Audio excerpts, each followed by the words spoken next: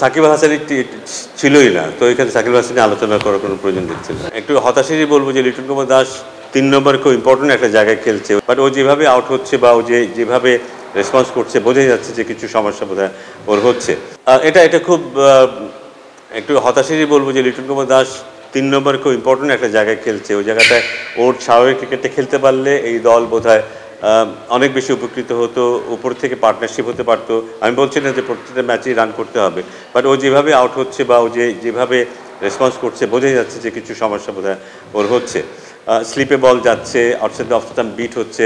আমি শিওর যে ওখানে যারা কোচ আছেন তারা এই বিষয়টা দেখছেন এবং এটা নিয়ে কাজ করবেন, কারণ ও খুব গুরুত্বপূর্ণ একজন খেলোয়াড় আমাদের জন্য, সব ফরম্যাটেই খেলছে এবং মাঝে মধ্যে ও ট্রিমেন্ডাস ক্রিকেট খেলেছিলেন, আমরা সবাই দেখেছি।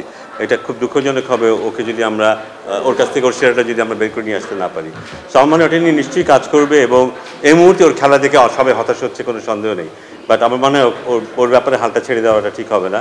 ওকে ওর পাশে থাকা দরকার এবং আশা করব ও দ্রুত ফিরে আসবে। স্যার, আপনি বলছিলেন আমরা মিডল ওভারে স্পিনার দেখে সার্ভাইভ করতে স্ট্রাগল করেছে এবং এর মাঝে এখন দলের সবথেকে বড় যে বাবু স্পিনার সাকিব আল হাসান একটা নিষেধাজ্ঞার বিষয় আছে, সব মিলিয়ে বিসিবির জন্য যে একটা সবথেকে দল না, সাকিব আল হাসান ছিলই না, তো এখানে সাকিব আল হাসানের আলোচনা করার কোনো প্রয়োজন দেখছে না।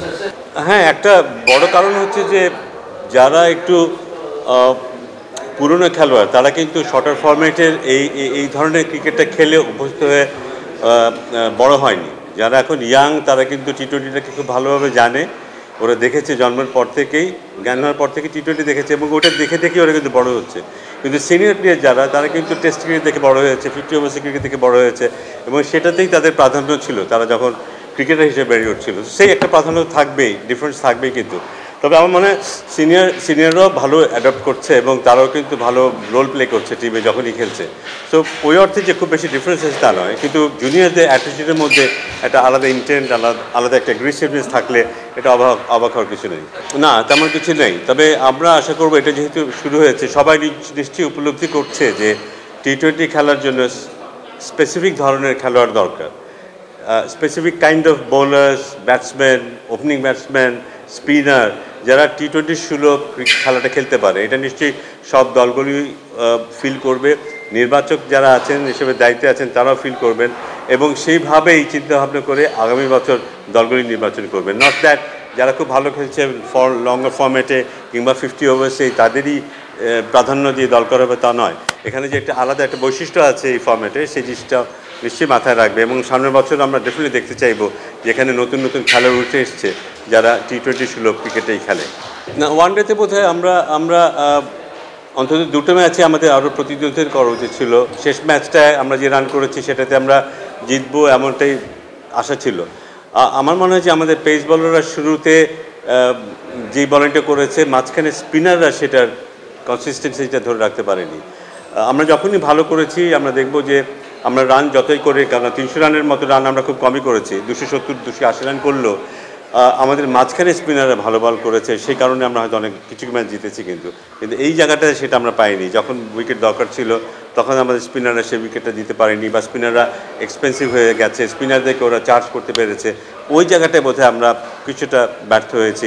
না হলে কিন্তু অ্যাটলিস্ট প্রথম ম্যাচে কিন্তু ম্যাচের যে অবস্থা ছিল আমাদের পেস বলাররা শুরুতে এত ভালো বল করেছিল, স্পিনার যদি একটু সাহায্য করতে পারতো তাহলে হয়তো প্রথম ম্যাচটি আমরা জিতে দিতে পারতাম এবং একই কথা বোধহয় শেষ ম্যাচের ক্ষেত্রে প্রযোজ্য। সো খুব হতাশ নই। আমার মনে হয় যেই কন্ডিশনে খেলা হয়েছে এই কন্ডিশনে আমাদের স্পিনারদের জন্য খুব চ্যালেঞ্জিং। ঠিক কোন লেন্থে বল করতে হবে এটা বুঝতে একটু সময় লেগেছে, বা যেই লেন্থে বল করতে তারা এখানে অভ্যস্ত অনেক সময় সেটাই ওরা করে ফেলেছে, যেটাতে আমরা দেখেছি সামনের বল করা টেন্ডেন্সিটা বেশি দেখেছি এবং যে বলই সামনে গেছে সেই বলই কিন্তু 6 হয়েছে। তো ওইটা যদি আমরা একটু অ্যাভয়েড করতে পারি, আমাদের যদি একটু ফোকাস থাকি যে ওই কন্ডিশনে কী ধরনের লেন্থে কী ধরনের পেসে বল করতে হবে, সেটা যদি আমরা আরেকটু বেটার করতে পারি মানে আমরা আরেকটু ভালো করতে পারবো। আমাদের বলারদেরকে বোধহয় একটু মনোযোগী হতে হবে আরেকটু। ব্যাটাররা থ্যাঙ্কফুলি অনেকদিন পরে উপরে রান হচ্ছে, উপরে পার্টনারশিপ হচ্ছে, আমরা ভালো একটা টোটাল করতে পারছি, এটা কিছুটা স্বস্তি। কিন্তু বলারদেরকে বোধহয় আরেকটু ডেলিভারি দিতে হবে ভালো করে। টি-20তে ওদের আপার হ্যান্ডে থাকবেই, কারণ ওদের টি-20 স্পেশালিস্ট প্লেয়ার্স এত বেশি, ব্যাটিংয়ে বলি বোলিংয়ে বলি বা খেলার বোঝার ব্যাপারটাতে ওদের আপার হ্যান্ড থাকবেই। তার মানে এ নয় যে ওরা মাঠে নামা মানে ওরা জিতে যাবে, তা নয়। আমি নিশ্চিত যে আমাদেরও টপ অর্ডার কিন্তু এখন ভালো করছে। এবং খুব আশার ব্যাপার যে বেশ দুটো ম্যাচে বা তিনটে ম্যাচে বলতে পারবো না, দুটো ম্যাচে কিন্তু আমরা অনেকগুলো ছয় মেরেছি, যার সাধারণত আমরা দেখি না। কিন্তু এই সিক্স হিটিং এবিলিটিটা আমাদেরও বেশ কিছু খেলোয়াড় আছে। সো সেটা যদি আমরা অ্যাপ্লাই করতে পারি, বলার যদি একটু বেটার বল করতে পারে, 3 ডে আমরা 3টা যে ওয়ান ডে খেললাম সেখান থেকে যেই অভিজ্ঞতাটা হলো সেটা নিয়ে যদি আমরা বলাররা নিজেদের স্ট্র্যাটেজি তৈরি করতে পারে, আমার মানে আমরা আরেকটু বেটার খেলতে পারবো। কিন্তু সেটা এটা অ্যাসুরেন্স দেয় না যে ওদের এগেনস্টে আমরা জিতেই যাবো কিনা, কারণ এটা মানতেই হবে যে টি-20তে ওরা অনেক অভিজ্ঞ। বাট আমাদের ইতিবাচক মানসিকতা নিয়ে খেলতে হবে, কোনো সন্দেহ নেই। না, এটা তো হবেই, কারণ আমরা এত বেশি খেলতে অভ্যস্ত না, এত কুইকলি ফর্মেট চেঞ্জ হয়ে যাচ্ছে, এটাতে অভ্যস্ততা আমাদের সেভাবে নেই। এগুলি সব কিন্তু চ্যালেঞ্জিং, শুধু ক্রিকেটারদের জন্য চ্যালেঞ্জিং তা না, সিলেক্টরদের যদি বলি আমাদের সবার জন্য কিন্তু এগুলো চ্যালেঞ্জিং। কিন্তু এগুলি আস্তে আস্তে বলতে আমরা আরও বেটার অ্যাডপ্ট করতে পারবো। আমাদের খেলোয়াড়ের সংখ্যা বাড়াতে হবে, ডিফারেন্ট ফর্মেটে আমাদের খেলার সংখ্যা বাড়াতে হবে, আমরা যেন রেস্ট দিতে পারি, লোড ম্যানেজমেন্টের জন্য সময় দিয়ে যেন খেলোয়াড়দেরকে খেলাতে পারি, বিশেষ করে পেস বলারদের, এটাও খেয়াল রাখতে হবে। সো এবং নতুন নতুন প্লেয়ারদের তুলে আনতে হবে। কিন্তু এখন মানে নির্দিষ্ট একটা দল নিয়ে এগিয়ে যাওয়ার আর কোনো সুযোগ নেই। সো খেলোয়াড়ের সংখ্যা বাড়াতে হবে আমাদের।